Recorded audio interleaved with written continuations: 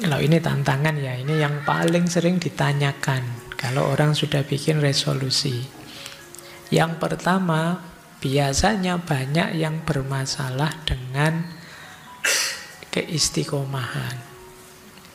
Kalau di awal semangatnya tinggi, tapi lama-lama susut, lama-lama turun. Itu ya strateginya bisa. Yang pertama, coba teman-teman bikin resolusi, memang hal yang sangat penting. Sehingga kalau ditinggal itu rasanya tidak patut, tidak layak. Kayak tadi, sholat 5 waktu, itu kan penting sekali. Jadi, wah, pingin sih rasanya kok pingin nyaman, kok agak males. Tidak boleh ini, kan harus itu. Jadi memang hal yang berarti. Kemudian boleh juga kita mengingatkan diri terus tentang ini penting loh. Bayangkan nanti kalau sudah sukses kita jadi apa. Proyeksikan diri kita ke sana, itu biasanya tambah semangat. Atau cari circle yang cocok, yang memotivasi. Kamu sudah bagus-bagus bikin rancangan ingin jadi anak soleh, wah teman-temanmu ngaco semua. Nggak bisa diajak kerja sama ini. Lagi orang, wah adzan ini sama mau sholat. Walah, sholat nanti saja kan bisa. Kalau kelewatan ya dikodok. Kalau lupa dimaafkan, Allah maha pengampun, selesai. Jadi terus tambah lama tambah susut. Kamu sudah siap mau ngaji, terus digembosi sama temanmu. Alah, ngaji nggak ngerti artinya saja. Yo, terus kamu jadi susut semangat. Oke ya, maka cari circle, cari teman yang bisa mendukung. Itu biasanya menguatkan. Yang kadang-kadang kalau kamu mau susut semangatmu, justru dia yang mengingatkan. Terus ada juga yang gelisah karena banyak distraksi, terganggu oleh rutinitas sehari-hari. Nah, maunya istiqomah, tapi kok ada, ini ada gangguan ini, ada gangguan itu, ada distraksi ini, distraksi itu. Akan lebih mudah kalau untuk hal-hal yang kalian bikin resolusi, kalian sediakan waktu khusus.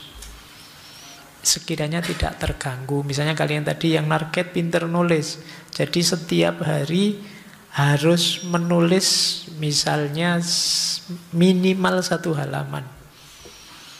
Nah ini kalian cari waktu yang sekiranya tidak terganggu. Misalnya habis sholat subuh, atau sebelum tidur sebentar. Ini kan biasanya tidak terganggu sudah. Tapi kalau kalian nyari waktunya campur dengan kegiatan yang lain di samping apa, biasanya sulit.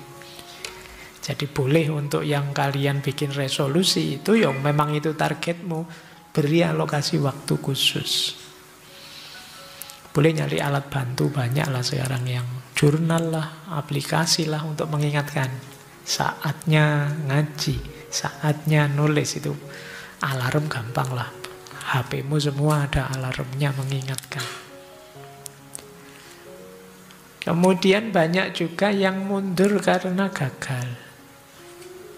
Waduh Pak, ini saya sudah gagal ini, bulan ini sholatnya bolong 5, berarti tidak lanjut ya. Lah ya tidak begitu.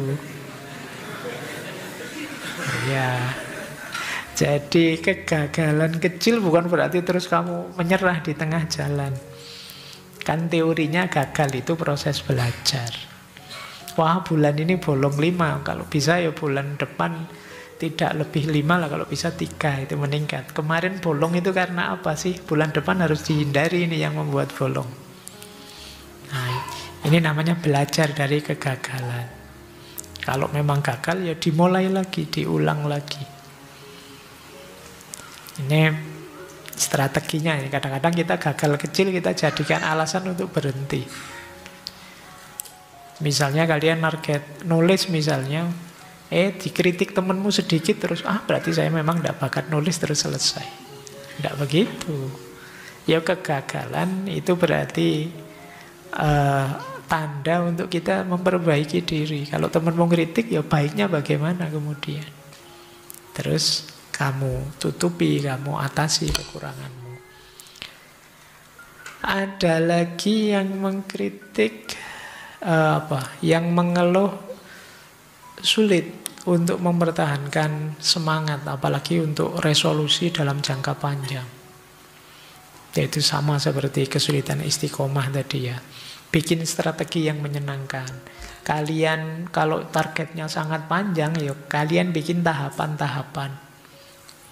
Jadi bulan ini dulu targetnya apa, atau semester ini dulu targetnya apa. Karena ini targetnya 5 tahun sih ya misalnya. Ya kamu pecah-pecah. Biar tidak membayangkan 5 tahunnya terus kamu jadi lelah. Kamu jadi, wah susah ini mesti. Tapi pecah-pecah saja. Kemudian tadi ya, beri dirimu penghargaan-penghargaan. Bayangkan kalau kamu sukses mencapai ke sana. Sukses lulus S2, sukses lulus S3. Itu mungkin jaraknya panjang. Itu kalau kalian mikir selesainya nanti di akhir, itu biasanya terus berat. Nah, orang Jawa menyebutnya awang-awangan. Awang-awangan itu, aduh kok berat itu. Nah, kamu pecah-pecah targetnya.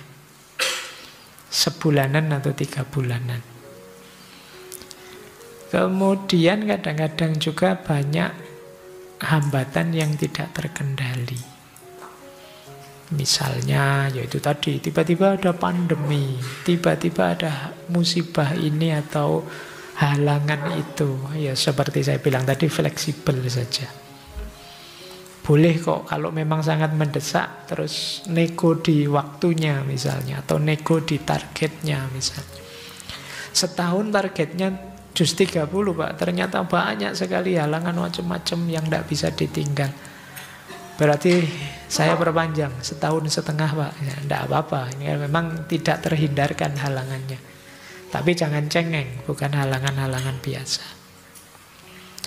Kemudian bosen. Nah, ini biasanya tantangan berat juga. Sudah semangat-semangat tapi diulang-ulang terus kalian rasanya bosen. Kayak gitu lagi, kayak gitu lagi. Ini penyakit bosen itu. Tapi ya kalian harus, kalau itu memang sesuatu yang baik, memang harus agak berani mendorong dirimu, agak mempush dirimu agar ayo istiqomah terus. Ayo kita jalankan terus, meskipun sambil pahit, meskipun sambil berat, tidak apa-apa. Wong itu baik. Ngaji sehari 1 juz misalnya, itu kan kadang-kadang kalau sudah bosen itu, ini ngapain yo sampai batasnya juz itu suwi, bolak-balik. Tapi yo ayo dikuat-kuatkan sampai beneran di akhir. Ini latihan untuk jiwa kita, karena memang manusia itu punya karakter bosen antara lain. Jadi makanya dalam agama itu istiqomah sangat ditekankan. Kenapa? Karena kita punya karakter kebosanan. Jadi ini tantangan-tantangan bagi resolusi ya. Kalau teman-teman mau buat resolusi, siapkan segalanya, kemudian jalan. Percayalah kalau kalian bisa mewujudkan resolusimu, paling tidak rasa percaya dirimu akan naik, kebanggaanmu pada dirimu juga meningkat, dan tambah mantap kamu bikin resolusi-resolusi selanjutnya. Disitulah nanti kesuksesanmu di masa depan dimulai. Jadi silahkan ya, mulai sekarang semua saja bikin target-target. Hubungannya apa Pak tema ini dengan filsafat? Manfaatkan filsafat untuk rujukanmu. Misalnya, kalau resolusimu berhubungan dengan penguasaan diri, ketenangan, hidup yang tidak stres, tangguh menghadapi masalah, coba kamu baca-baca stoikisme.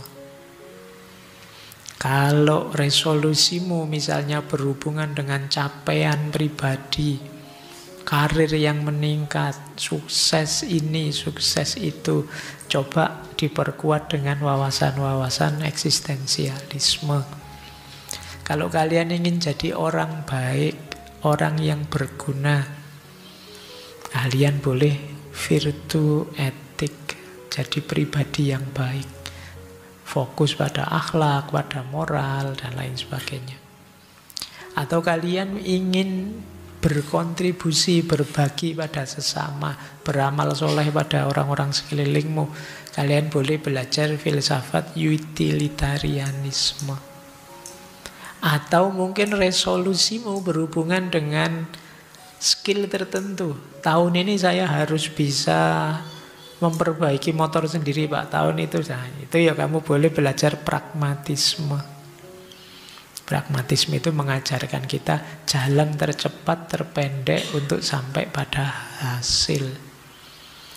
Oh, jadi belajar filsafat nanti banyak mendukung resolusi-resolusi yang kita buat. Yo kalian sendiri yang tahu yang terbaik untuk hidupmu. Pastikan ketika kalian membuat resolusi diawali dari pemahaman terhadap dirimu sendiri. Dibaca dulu diri kita, mana kurangnya, mana lebihnya. Di situ nanti kita baru bisa membuat satu resolusi yang realistis, yang achievable dan measurable. Kalau kita tidak paham diri kita, hanya lihat orang lain saja, tiba-tiba bikin resolusi ini, itu bisa saja nanti akan berhenti di tengah jalan. Karena tidak kompatibel dengan diri kita, dengan hidup kita. Baik, yang pertama tadi, ini saya tidak usah panjang-panjang, siapa tahu masih ada waktu, mungkin ada yang lain ingin menyampaikan sesuatu. Yang pertama, ingin uninstall Instagram tadi ya, medsos, ingin menjauh dari medsos karena merasa terganggu, tapi sekaligus juga takut nanti disconnect. Coba nanti ya Mbak, baca-baca yang sekarang mulai populer, yaitu ada istilah puasa medsos. Jadi bukan uninstall. Kalau uninstall kan dibuang sama sekali dan tidak kita gunakan. Kalau puasa itu ya kita punya sih akun ada, tapi tidak tiap hari manteng di situ. Mungkin seperti tadi bikin resolusi bahwa mulai awal tahun ini dalam sehari jatah untuk medsos misalnya 1 jam saja. Apakah itu Instagram, apakah itu Facebook, apakah itu TikTok dan lain sebagainya. Mungkin kecuali yang komunikasi intensif penting lewat WA misalnya monggo. Tapi yang di luar itu 1 jam saja. Kemudian yang untuk seperti WA yang sering, WhatsApp yang sering aktif di kita itu mungkin modelnya adalah saya akan ngecek 2 jam sekali atau 3 jam sekali. Dan tidak terus-terusan tak pantengi itu. Dan nanti tak jelaskan ke teman-teman, ke circleku bahwa algoritmaku berhubungan dengan medsos itu seperti itu. Jadi dalam sehari mungkin medsos seperti TikTok, Instagram, X, Twitter itu ya 1 jam saya. Sementara kalau yang WhatsApp itu paling 3 jaman sekali baru tak tengok. Misalnya itu kan, ini istilahnya. Mungkin ada waktu tertentu yang kita puasa misalnya. Besok Ramadan saya pagi sampai sore itu tidak hanya puasa itu sih, tapi juga puasa medsos. Jadi saya bukanya dari maghrib sampai sahur itu baru tak buka. Tapi kalau pagi enggak, saya enggak buka itu misalnya. Ini mulai sebenarnya latihan untuk diri kita. Kalau bahasanya anak kecil itu mulai nyapeh medsos. Bukan berarti kita meninggalkannya sama sekali. Mungkin seperti tadi ya, masih ada manfaat-manfaat yang bisa kita pakai. Tapi kita juga tidak terikat sama sekali di sana. Kalau memang tidak perlu ya kita tidak aktif di situ, tidak masalah. Tapi kalau memang dibutuhkan kita gunakan. Ini menurut saya memang menghadapi dunia digital hari ini itu memang sudah tidak mungkin lagi kita menjauh, menarik diri, tidak menggunakan sama sekali, itu sulit. Jadi jangan niru saya. Ya, jadi saya tidak menggunakan medsos bukan karena tidak suka atau benci, karena tidak enak saja kalau saya pakai medsos. Saya membayangkan nanti kalian tanya-tanya, konsultasi macam-macam. Kalau dijawab semua kok ya repot. Kalau tidak dijawab itu kok yo nanti dianggap sombong. Jadi daripada begitu sudahlah saya deklarasi saya tidak menggunakan medsos. Jadi ini mungkin case-nya beda dengan teman-teman. Kalau generasi kalian mungkin masih masuk yang native, digital native. Jadi kalian sejak lahir sudah akrab dengan dunia digital, beda sama saya. Jadi itu makanya kita baca dulu diri kita, kemudian kita pastikan, oh saya kuatnya dalam sehari sekian Pak, dalam sekian. Nah, makanya tidak hanya niru, apalagi niru saya seperti tadi.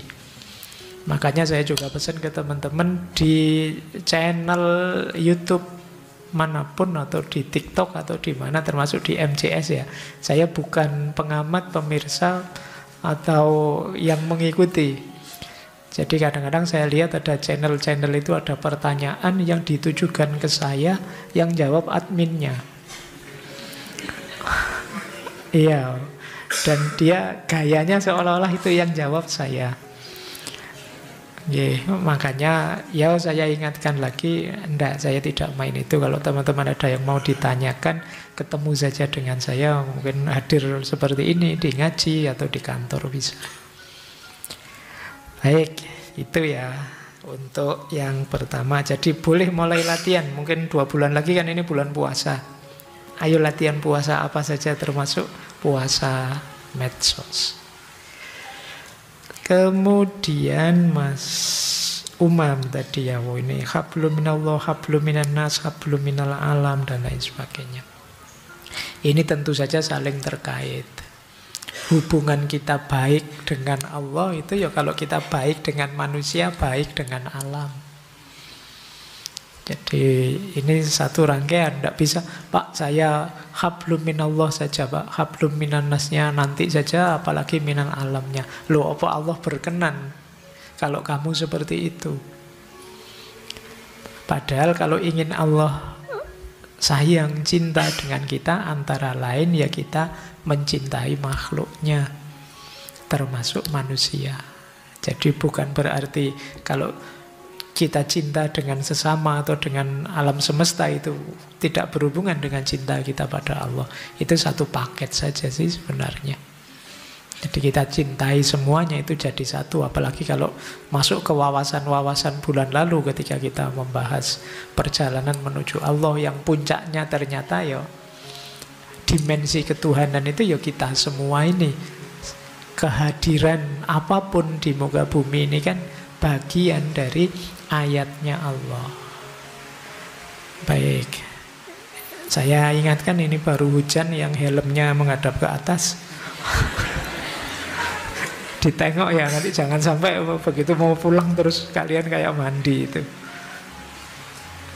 Oke, baik. Kemudian ya ini mungkin kemarin juga ada yang tanya ke saya, Wib, karena ada pernyataan saya lupa itu mungkin dari tokoh siapa kajian itu. Karena yang ada di YouTube, di TikTok itu kan kadang-kadang dipotong. Jadi tidak jelas. Ini seolah-olah pikiran saya, seolah-olah gagasan saya. Padahal itu mungkin harus disebut ini tokoh siapa yang sedang saya jelaskan. Itu kan membuat saya jadi GR, seolah-olah saya pointer sekali, bisa ngomong sehebat itu macam-macam. Wong itu cuma menyampaikan gagasannya tokoh. Termasuk yang bilang begini kan, kalau kita nolong orang dasarnya kasihan,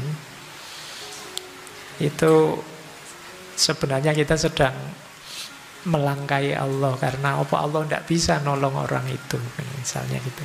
Ini sebenarnya kan lanjutannya adalah ketika kita mampu dan sadar menolong orang, mari kita sadari terbukanya, tersentuhnya hati kita untuk menolong itu dari Allah juga. Jadi tidak pantas kita ngaku bahwa ternyata aku ini manusiawi sekali ya, aku ini penyayang sekali ya, aku itu. Tidak, itu kalau Allah tidak buka hati kita, tidak bisa kita begitu.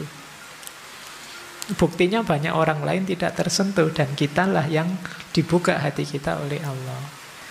Kan banyak orang bantu orang lain terus dia merasa berjasa, merasa dirinya lebih penting, merasa dirinya lebih tinggi dari yang lain.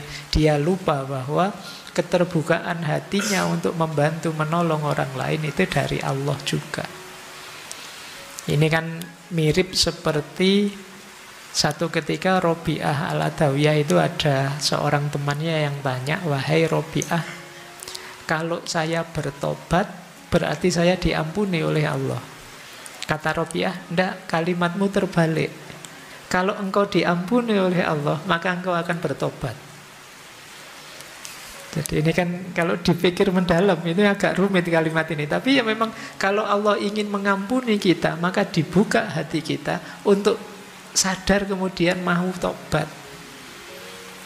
Dan tobat kita ya kalau kita memang tobat, Allah pasti menerima.